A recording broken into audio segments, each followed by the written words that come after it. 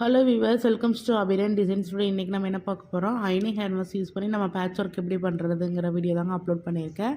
நான் எப்பவும் போலவே இந்த மாதிரி ஐனிங் கேன்வாஸ் யூஸ் பண்ணி நான் வந்து நெக்லைனில் ட்ரா பண்ணிட்டேங்க. எனக்கு அந்த நெக்லைனை சுற்றி எனக்கு ரவுண்ட் ஷேப்பில் இந்த மாதிரி டிசைன் வேணும்னு நான் எடுத்திருக்கேன். அதுபோல் நீங்களும் வந்து உங்களுக்கு என்ன ஷேப்பில் வேணுமோ அது மாதிரி எடுத்துக்கோங்க.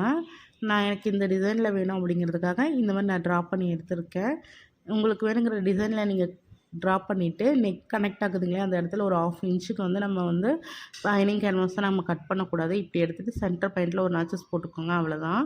இப்போ வந்து பார்த்திங்கன்னா அடியில் பபிள்ஸ் மாதிரி இருக்கும். இதை வந்து நம்ம நல்ல பக்கத்துக்கு வைக்கக்கூடாது, ராங் சைடில் திருப்பி வச்சு அயன் பண்ணணும். நல்லா ஞாபகம் வச்சுக்கோங்க, ராங் சைடில் வச்சு தான் நம்ம அயன் பண்ணணும். அதேமாதிரி நம்ம அயன் பண்ணும்போது ஓவர் ஹீட்டாக இருக்கக்கூடாது, ஒரு நார்மல் ஹீட்டில் வச்சு அயன் பண்ணுங்கள். அப்போ தான் வந்து ஐனிங் கேன்வாஸ் வந்து நல்லா நீட்டாக ஸ்டிக் ஆகும். இப்போ வந்து பார்த்திங்கன்னா நான் ஐனிங் கேன்வாஸ் வந்து வச்சு அயன் பண்ணதுக்கப்புறமா எனக்கு அதை சுற்றி வர நான் 1/2 இன்ச் விட்டு நான் கட் பண்ணிக்கிறேங்க. இப்போ வந்து ரைட் சைடு இருக்குங்க இல்லையா, ரைட் சைடில் நான் இந்த மாதிரி நான் வந்து ட்ரா பண்ணி எடுத்துக்கிறேன். ஸ்லாண்டிங்காக லைன்ஸ் வரைஞ்சி ஒரே ஈவனாக நான் எடுத்துக்கிறேங்க. இதை எடுத்துட்டு இதே மாதிரி நான் வரைஞ்சி எடுத்துக்கிறேங்க. அடுத்தது நான் வந்து பார்த்திங்கன்னா ஸ்லாண்டிங்காக வரைஞ்சி எடுக்கும்போது நம்ம பாக்ஸாக க்ரியேட் ஆகும், அவ்வளோதான். இப்போ நான் எப்பயும் போல் அடியில் பாபின் ஒரு எடுத்துக்கிட்டேங்க. மேலே வந்து ஒரு 4 பாபின்ஸ் இருக்குங்க இல்லையா, 4 பாபின்ஸை ஒன்றா வந்து நான் கோர்த்து எடுத்துக்கிறேன். த்ரெட்டை இது போல் நான் எடுத்துகிட்டு வந்துட்டு நான் எப்பவும் போலவே வந்து மிஷினில் வந்து நான் கோர்த்து எடுத்துக்கிறேங்க, அவ்வளோதான். இது வந்து நம்ம பண்ணும்பொழுது நமக்கு வந்து த்ரெட்டு வந்து ரொம்ப திக்காக இருக்கும். 4 பாபின்ஸ் த்ரெட்டு ஒன்றா எடுத்து நம்ம ஸ்டிச் பண்ணும்போது எனக்கு இது வந்து நெக் லைனில் இந்த மாதிரி லைன்ஸ் வரையணும்னு நான் வந்து போட்டிருக்கேங்க. இப்போ வந்து பார்த்திங்கன்னா நான் ஃபுல்லாக அந்த லைன்ஸ் ஃபுல்லாகவே இது போலவே நான் ஸ்டிச் பண்ணி எடுத்துக்கிறேன். எல்லா லைன்ஸ்லையுமே இது போலவே நான் ஸ்டிச் பண்ணி எடுத்துக்கிறேன்.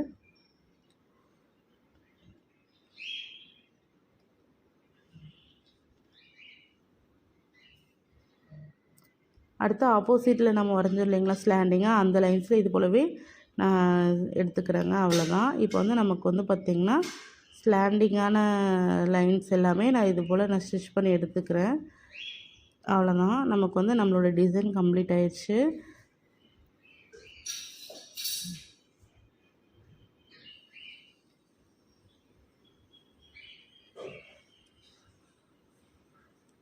இப்போ நான் அந்த ஐனிங் கேன்வாஸ்க்கு அடுத்ததாக ஒரு 1/2 இன்ச் எக்ஸ்ட்ரா விட்டேன் இல்லைங்களா, அந்த லைன்ஸ் ஃபுல்லாகவே நான் இந்த மாதிரி மடக்கி நான் ஸ்டிச் பண்ணிக்கிறேன், அவ்வளோதாங்க. இது போலவே நீங்களும் வந்து ஸ்டிச் பண்ணி வச்சுக்கோங்க. இப்போ வந்து நம்மளோட கிளாத் இருக்குங்க இல்லையா, கிளாத்தை வந்து ஃபஸ்ட்டு ரைட் சைடு, அதாவது நமக்கு எப்பயுமே நம்ம லைனிங் வந்து அடித்து திருப்பி எடுப்போங்க. இது நான் அடித்து திருப்பி எடுக்கல, பேக் சைட்லேயே லைனிங்கை வச்சுட்டு ஃப்ரண்ட் சைடு அப்படியே இருக்கும். இப்போ நான் லைனிங்க்கு மேலே இந்த இதை வந்து இந்த மாதிரி ராங் சைடு வந்து மேலே தெரிகிற மாதிரி வச்சு அடித்து எடுத்துக்கிறேங்க. திருப்பும்போது நமக்கு வந்து ரைட் சைடில் இந்த டிசைன் வந்துடும். இந்த மாதிரி நீங்கள் வந்து பின் பண்ணி வச்சுக்கோங்க. பின் பண்ணி வச்சுட்டு நீங்கள் ஸ்டிச் பண்ணிவிட்டு ஒரு 1/4 இன்ச் விட்டுட்டு நீங்கள் கட் பண்ணுங்கள், அவ்வளோதான். அதாங்க இது போல் நான் வந்து 1/4 இன்ச் வச்சுட்டு ஒரு நாச்சஸ் கொடுத்துட்டு சைடில் நாச்சஸ் அந்த ஸ்டிச்சஸ் போட்டேன் இல்லைங்களா, அதுக்கு முன்னாடியே நீங்கள் கொடுத்துக்க, ஸ்டிச்சஸ் வந்து டச் ஆகக்கூடாது, அந்தளவுக்கு நாச்சஸ் கொடுத்து கட் பண்ணி எடுத்துக்கிறோம். அடுத்தது வந்து இந்த நம்ம ஸ்டிச் பண்ண இடத்த அப்படியே டர்ன் பண்ணி ஃப்ரண்ட் சைடில் வர மாதிரி நம்ம எடுத்துக்கிறோங்க, அவ்வளோதான். இது மாதிரி இப்போ நான் ஒரு டாப் ஸ்டிச் கொடுக்குறேங்க. இப்போ டாப் ஸ்டிச் கொடுக்குறேன், அவ்வளோதான். இது போலவே நீங்களும் டாப் ஸ்டிச் கொடுத்து எடுத்துக்கோங்க.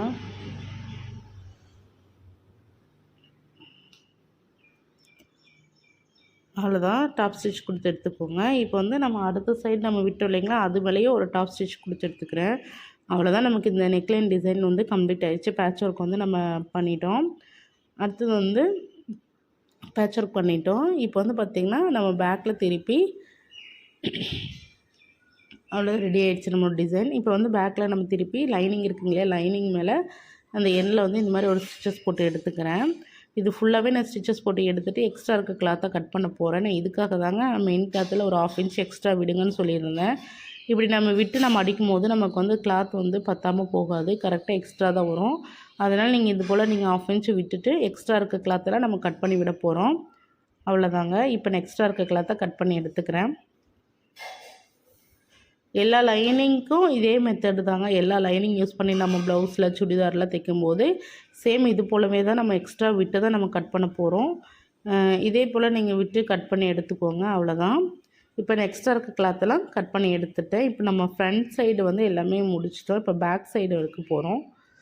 இது போல் எக்ஸ்ட்ரா இருக்க கிளாத்தை கட் பண்ணி எடுத்துட்டேங்க, அவ்வளோதான், ஃபினிஷ் ஆயிடுச்சு. நெக்ஸ்ட்டு டாட் இருக்குங்களே, நம்ம டாட் விட்டோம் இல்லைங்களா, டாட் மார்க் பண்ண இடத்துல இது போல் நான் வந்து ஸ்லாண்டிங்காக டாட் அடித்து எடுத்துக்கிறேன், அவ்வளோதான்.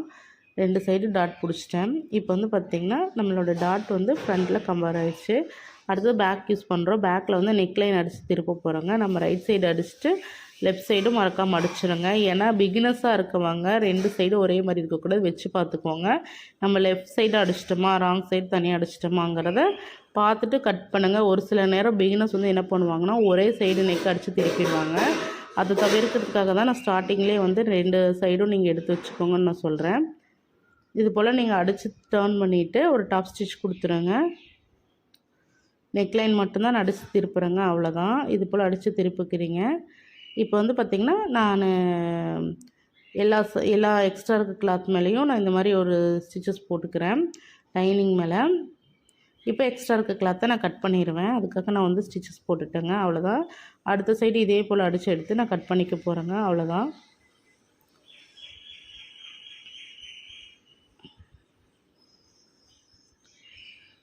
இதே போல் நான் கட் பண்ணி எடுத்துக்க போகிறேங்க, அவ்வளோதான்.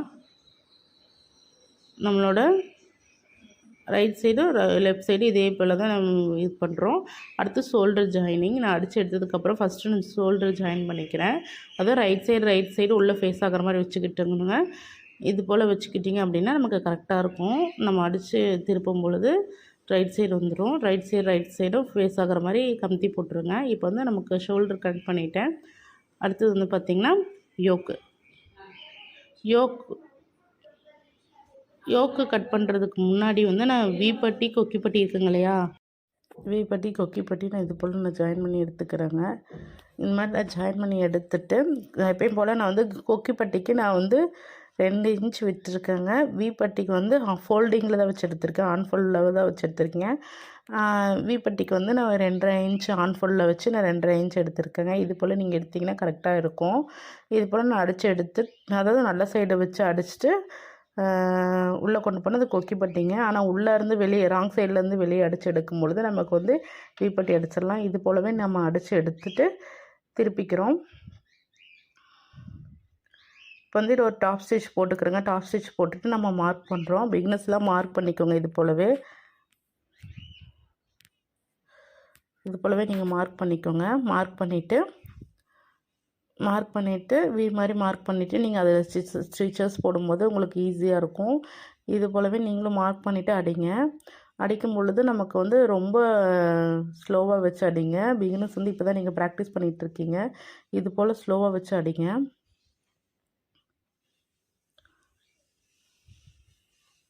இது போல் ஸ்லோவாக வச்சு அடிச்சுட்டு கொக்கிப்பட்டி நம்ம கவர் பண்ணிட்டோம், அவ்வளோதாங்க. இப்போ வந்து பார்த்திங்கன்னா கொக்கிப்பட்டி வீப்பட்டியும் வந்து நமக்கு சேர்கிற மாதிரி வச்சு ஒரு ஸ்டிச்சஸ் போட்டுக்கிறோம்.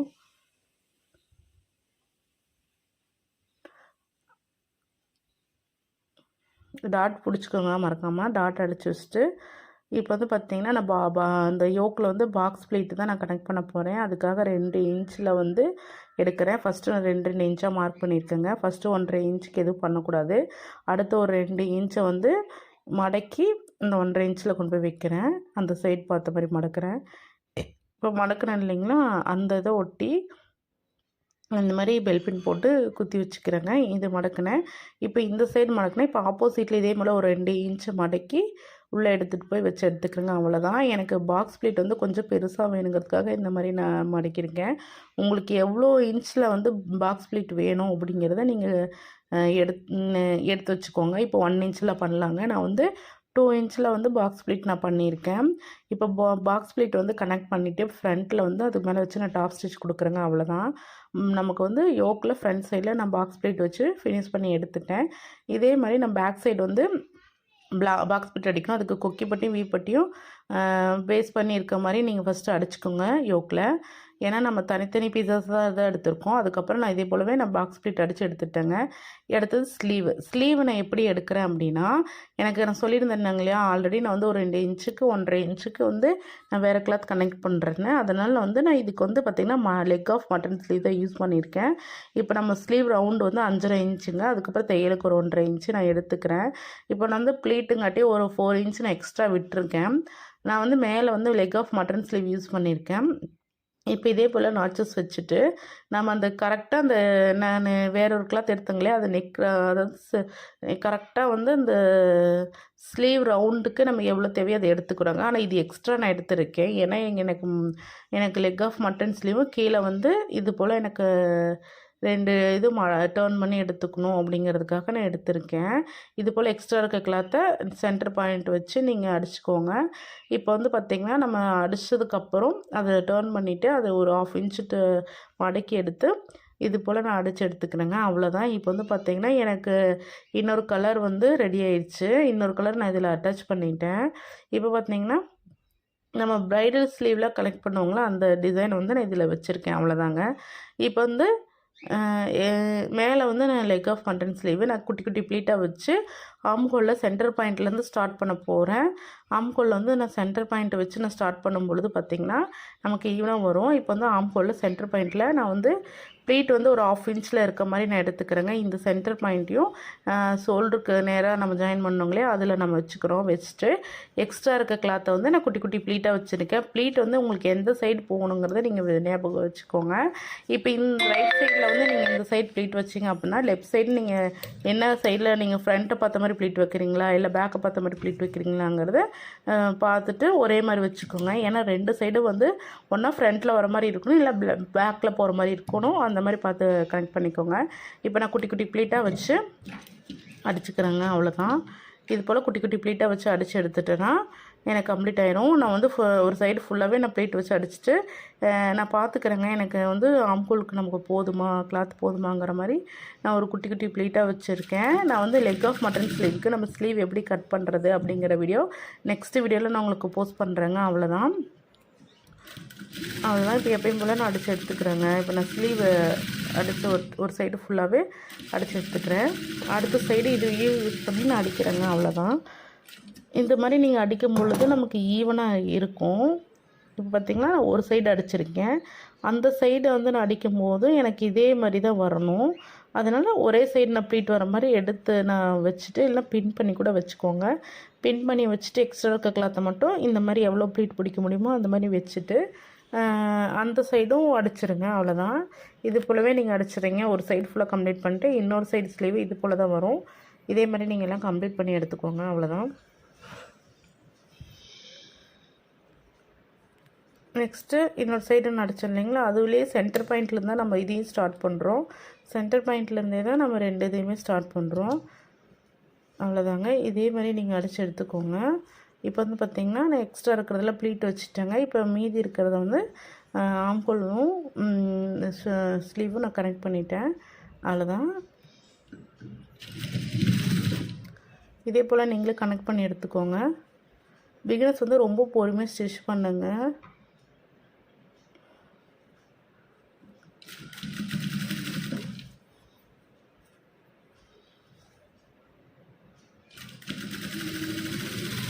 அவ்வளோதாங்க. நான் ரெடி ஆயிடுச்சு. என்னோடய ஸ்லீவ் வந்து ரெடி ஆயிடுச்சு. நான் ஒரு சைடு இது மாதிரி அடிச்சிட்டேங்க. ஆப்போசிட்லேயும் இதே மாதிரி இன்னொரு சைடும் அடிக்க போகிறேன். அவ்வளோதான். இப்போ நான் வந்து ஆம்கோலில் அடித்து ஜாயின் பண்ணதுக்கப்புறம் ஒரே ஒரு தையலில் விடக்கூடாதுங்க. இப்போ நான் வந்து மிட் பாயிண்ட்லேருந்து ஸ்டார்ட் பண்ணேன். இப்போ எண்ட்லேருந்து ஏதாவது ஒரு பக்கம் எண்ட்லேருந்து ஒரு பக்கத்துலேயே ஒரு குட்டி தையல் போட்டுக்கோங்க. அவ்வளோதான். ஏன்னா அப்போ தான் நமக்கு வந்து பிரிஞ்சு வராது. தையல் இதே மாதிரி பக்கத்தில் ஒரு தையல் போட்டு நான் எடுத்துக்கிறேங்க. அவ்வளோதான். இப்போ வந்து நமக்கு வந்து ஸ்லீவ் கம்ப்ளீட் ஆகிடுச்சு. இப்போ ஒன் சைடு நான் ஸ்லீவ் அடிச்சிட்டேங்க. இன்னொரு சைடு ஸ்லீவு இது போல் தான் வரும். இதே மாதிரி நீங்களும் அடித்து எடுத்துக்கோங்க. அவ்வளோதாங்க.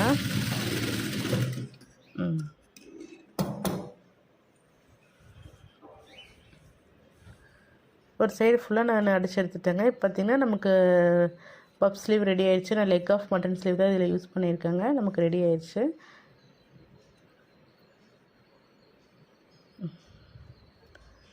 அடுத்தது இன்னொரு சைடு ஸ்லீவை கம்ப்ளீட் பண்ணிக்கிறோங்க.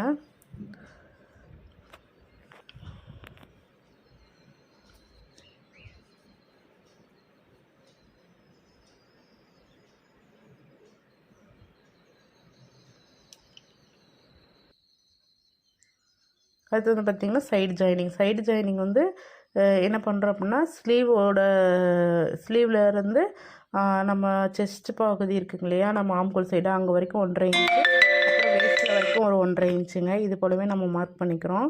இது போல் நம்ம மார்க் பண்ணிவிட்டு நம்ம வந்து ஹிப் வரைக்கும் வந்து 1.5 இன்ச் அடிக்கிறோங்க. அப்புறம் கீழே பாட்டமில் வந்து பார்த்திங்கன்னா 1/2 இன்ச்சு தான் நான் அடிக்க போகிறேன். ஏன்னா நமக்கு ஹிப் வரைக்கும் ஒரு 1.5 இன்ச்சில் இருந்தால் போதும். அதுக்கப்புறம் ஒரு 1/2 இன்ச்சில் அடித்தா போதுங்க.